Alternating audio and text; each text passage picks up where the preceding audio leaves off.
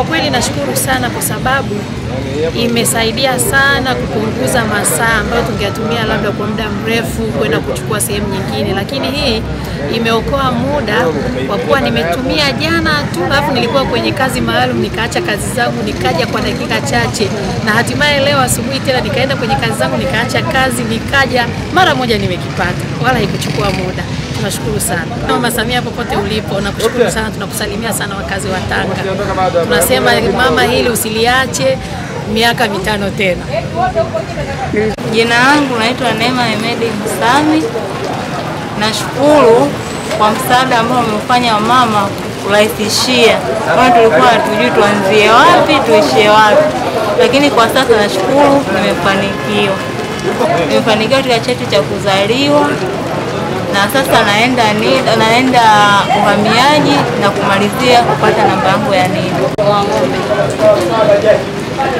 Namshukuru Mama Samia Suluhu Hassan kwa kurahisishia kupata cheti cha kuzaliwa na cheti namba na kitambulisho cha taifa. Kwa kusema kweli, hili zoezi limeturahisishia sana wakina mama. Kwa sababu gani? Unakuta labda ungekwenda ofisini ukaanza kuhangaika, ni njoo kesho kutwa, lakini baada ya kulisikia hili zoezi unafungasha tu virago vyako, makadi ya kliniki, namba zako za NIDA, kila kitu. Kwa hiyo ukija hapa umerahisishiwa. Kwa hiyo tunashukuru mwanamke mwenzetu ametusaidia kiasi kikubwa sana, kwa sababu mama kama mama ndiye anejua kila kitu cha mtoto. Basi yeye amejua thamani ya watoto ni nini, thamani ya kina mama ni nini. Tunamshukuru, Mungu amzidishie heri, azidi kumfungulia kila laheri, atuongoze kwa amani.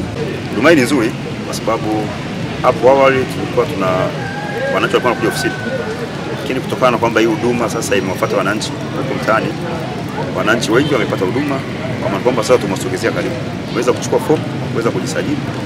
Na hivi ninavyoongea, ukienda ukaangalia kwenye ofisi zetu za usajili za mikoa, za wilaya, wananchi ni wengi ambao wanahitaji huduma.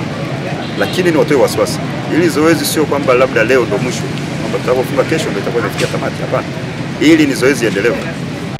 Kwa wale wote ambao walipata ujumbe wa SMS kwamba wafike ofisi ya NIDA mkoa wa Tanga kwenye wilaya zetu zote ndani ya mkoa, sisi kama mkoa tumejipanga na maafisa usajili wote wa wilaya washapewa maelekezo, kwa wananchi wakifika pale watapewa huduma. Kuna wale wananchi ambao tayari wana ujumbe, wakifika wataonyesha ujumbe wao, watasaidiwa, watafutiwa kadi zao, watapewa.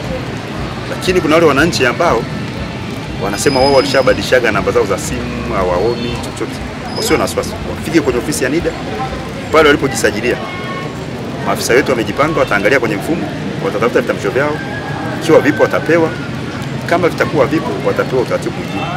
Sababu anaelewa bara hii itaandika chini yake hii hapa, lakini kwa kufuata hii